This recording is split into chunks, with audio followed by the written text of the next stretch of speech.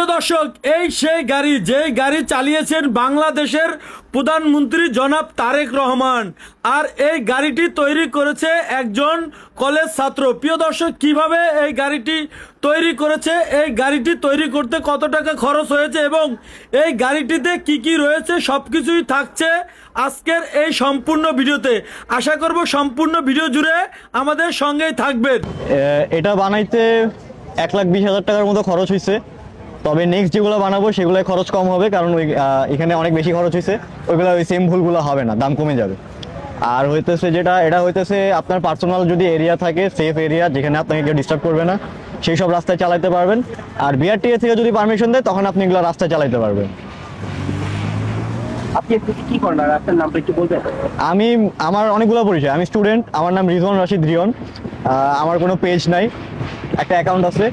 আর হচ্ছে পাশাপাশি website develop করি, 3-4 বছর ধরে ওয়েবসাইটে কাজ করতেছি। ওয়ার্ক এক্সপিরিয়েন্স আছে, বিভিন্ন জায়গায় ইন্টার্নশিপে আছি, অনেক জায়গায় কাজ আছি। কোথাও জব করতেছি না, ফ্রিল্যান্সার হিসাবে আছি। আপনার দেশের বাড়ি কোথায়? আমার দেশের বাড়ি দিনাজপুর।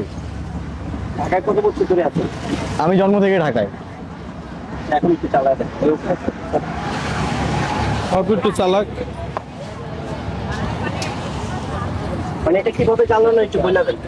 দেখি ভাই, একটু নিচে কিভাবে স্টার্ট দেন এটা বললে হবে।